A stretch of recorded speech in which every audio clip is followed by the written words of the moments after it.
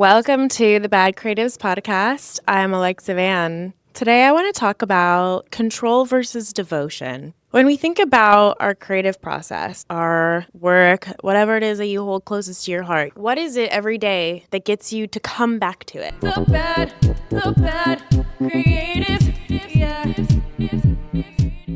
When we're kids, we do what we want to do completely from a place of fun and creativity and feeling free. Obviously, that's not everybody's story. I know some people's parents make them do stuff, like make them learn instruments and become a prodigy or whatever. In general, we're able to explore and create and do what feels right because we want to. Then as we get older, even just feeling that we have that kind of freedom to do that, it shrinks. I thought, if I want to do this, my ideas are so big and I love it and I care about it so much, I'm going to have to grab it and really hold on and get really serious about it and be really structured and disciplined. And I'm not saying that's not helpful to a degree. However, you can be so much more impactful and show up with more intention when you know that at the end of the day, you're showing up to your work because you are devoted to it, not because you're forcing yourself to show up to something. The way that my brain works is I've got this big,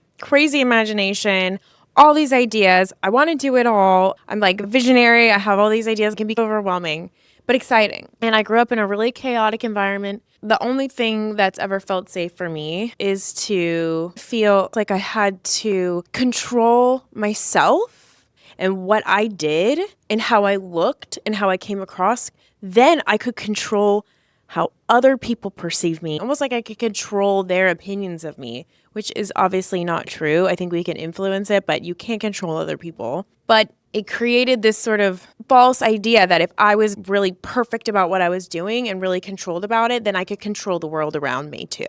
It created this feeling of just trying harder and harder to do something to get a certain result, because when you're trying hard to control something, you obviously don't feel very good while you're doing it. And sometimes it creates this almost dopamine addiction, because sometimes I would feel like I was on top of it. I'd feel like I was really achieving that. I'd be like, look, everything's going the way that I wanted it to go.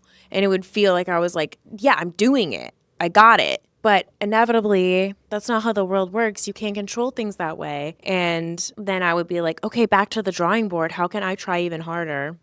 And I'm really grateful that I learned some basic ways of structuring how I show up to my work. There absolutely is necessity for some structure and some routine. I feel like it gives me boundaries within which to work so that I know and feel safe every time I show up, like, this is what I'm doing, and I can really lean into that and know it doesn't matter if I don't do perfectly today because I know I'm going to come back to it tomorrow or the next day. And it gives you a lot less pressure on it being perfect. I did have the basics of how to structure things and organize my day to day.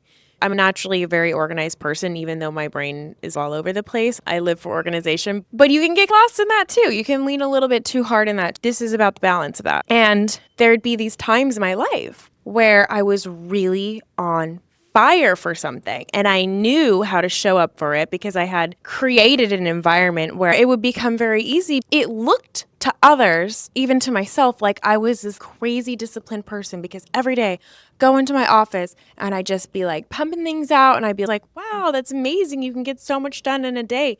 But I was just like on fire for it. And then I go through these phases where I wasn't like that. What I didn't realize was that was just my natural flow, and I needed to allow that. But instead, I was trying to control and force my process to push through that. I didn't trust myself to be able to put something down and come back to it. I was like, I have to force it and I have to control it. So I'd keep forcing through, and eventually I'd always hit a wall where I wouldn't be able to do anything anymore. What I learned from that eventually, after years of trying to always hold on to this great feeling where I'm really inspired and I'm really creating a lot and it feels really easy for me, what I learned from that was those times when I wasn't being what seemed productive, that my pause was productive. That's just my process. Ironically, things had started out okay, but then I held on to it too tight, burned myself out, and then was like, why does it work sometimes and not other times? Eventually, I put it down and was like, okay, I see my process. I get it. I like made more space for my own weird pace. And it's actually not that weird. It just felt weird because I was like, why is it changing? Is something wrong? Because all we kind of highlight is that we can keep pumping stuff out all the time. That's what we look at is, wow, this person's so prolific. Look at how much they're doing all the time. If you're a creative person, you're an artist, you actually have to go out into the world and live your life to become inspired, to build experiences, to have something to even say, to even create from a place of authenticity. Why I felt that I needed to control this so bad, even in those down times, is I didn't feel safe to take a break. And I thought that if I could keep pushing through, that I could avoid failure, that I could avoid feeling bad, and that as long as I just kept going, that I would eventually get somewhere. And stopping and putting it down was just not an option, even though now I know rest is incredibly productive for me and downtime is not really downtime. It's just pondering time, refueling time. It's all part of the story. Because of who I am and how I am, I'm very determined. I can be a bit like a dog with a bone. So I learned the hard way. I can't wait until I'm done learning the hard way. I feel like maybe I'm getting there. I don't know. I actually had to think that part of myself that had taken the reins and leaned really hard into control, that was a really strong part of me. Because of how I grew up, it was like something I knew I could always rely on. It comes naturally for me to be organized and routine and all that. However, the life and the mind and the way an artist works, we're not robots. We're not machines. I had to be so grateful to that part of myself, but also go, I don't need to lean into that so hard anymore. There's more going on here, and I need to trust that. Through trial and error, I found that stepping away from something gave me the insight I needed, always filled me up. And when something was meant for me to come back to it, I always come back to it. Over all of the years that I've been doing music, there's so many times when you have no choice but to put something down and walk away, whether it's taken from you or your own choice, because some things just don't work out. Through time and perspective, you can see that it was fine. And you didn't really need that anyway. But I think because we're taught this very streamlined structure of you just keep doing this every single day, no matter what, you can't really control your creative side like that. You can give it bounds to live and work within, for sure. But if you think that your brain, your mind, 100% can control all of your creativity, no, your creativity is bigger than that. It's bigger than your mind. I know that may seem like a weird thing to say, but it's like life force energy, creativity. It gives you the ability to think outside the box. Your creativity gives you the ability to think in new ways. You can use your mind to train your thoughts to think more positively and to engage with what you're doing in ways that's way more supportive. But you don't need to lean so heavily on your mind and your thoughts. They're predictable, right? And your creativity is not.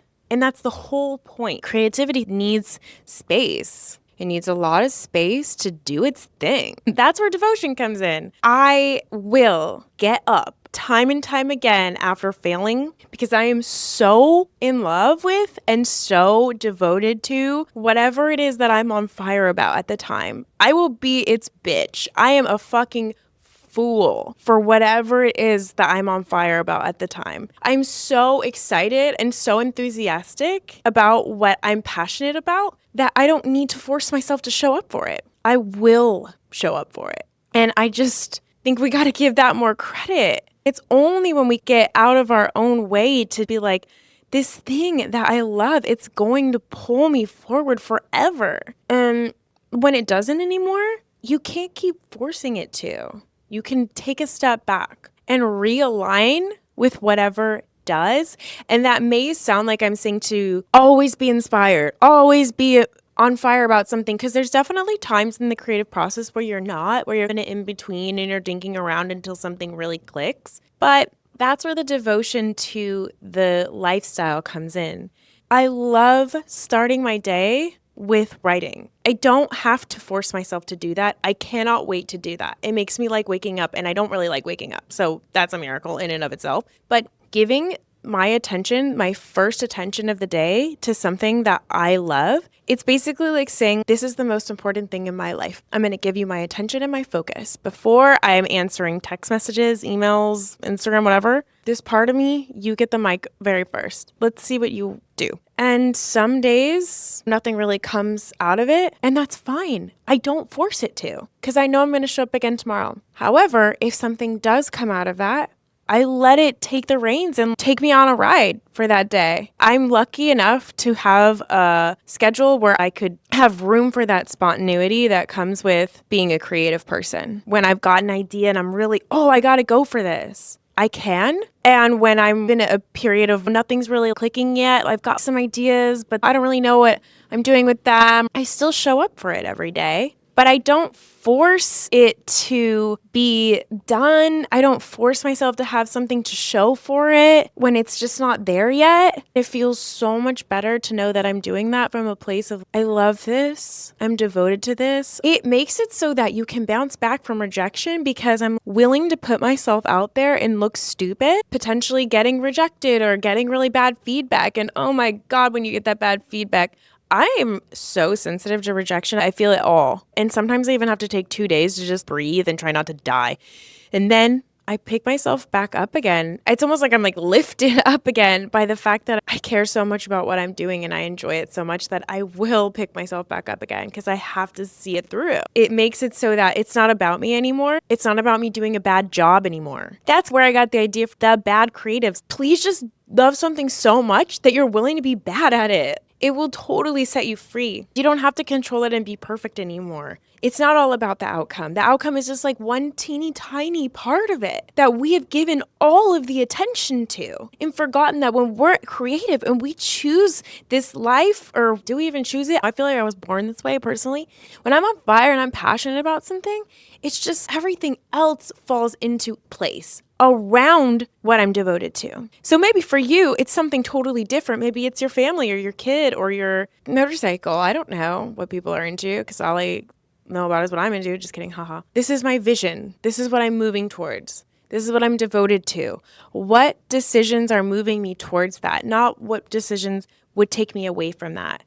And it makes it a little bit more streamlined to be able to make choices and to steer clear of certain things that maybe just really don't align with that, or people who make you feel really bad. It's hard to pick yourself back up again and to do this kind of work and live this lifestyle. If other people don't get it, you really need a lot of understanding there. And that comes from understanding yourself, of just being like, this is just the way I am. This is how I want to live. I don't care if I stay awake until 4 a.m. writing. I don't care if I'm tired the next day. I think I was afraid to let go of the control and the structure and the discipline and the force and the pushing and the showing up no matter what. And you got to have something to show for it. And you have to finish everything you start, even if it's like definitely just something you need to walk away from. Because I was really afraid of falling back into an old version of myself that didn't do anything that I said that I was going to do. The old version of me had dreams and aspirations and they were far away. And I didn't do anything to move towards them because I was totally afraid. So fear was ruling me then. It was totally stopping me. And now I do not wait 100% to feel aligned before I take any action. As creative people, if we're not building something, we're destroying something. So true. If I'm not creating something, I'm destroying something. There's this part of us that's so wild and crazy and free. And we're like, how in this world where it seems like I have to be careful or else I'm not going to be okay. And you want to make sure you can take care of yourself. It can be hard to let that out and be free and have room. And that's where we have to find that wild, crazy free part of myself. It does need daddy energy to crack a cute, sexy little whip on ourselves. But why would you want to be a slave to something when you could be super excited and on fire about it? That's my take on the difference between control and devotion. And I hope that what you take away from this is, I know there's something that you really are devoted to. And what does it feel like, and how can you show up for that, to give it the space it needs to grow, and then to trust once it starts to grow that you can expand. It's not all about what the structure looks like every single day. It's about, I'm showing up, I'm giving it a foundation in which to exist, You're checking back in. You don't need discipline anymore when you really like to do something. And that's where sometimes people who know me really well, they think I'm really disciplined. But what they don't realize is all I needed was the discipline to show up in the beginning. And then eventually I made it so that I liked it. It's not hard for me to write every day. I had to show up and feel uncomfortable in the beginning to writing every day. And then it clicked. And the devotion took over. All you have to do is experiment with being disciplined in the beginning until it becomes this streamlined thing. You have to make it work for you, make it feel natural to you. And then that is where you're going to totally bloom and take off with something. The bad creatives, yeah.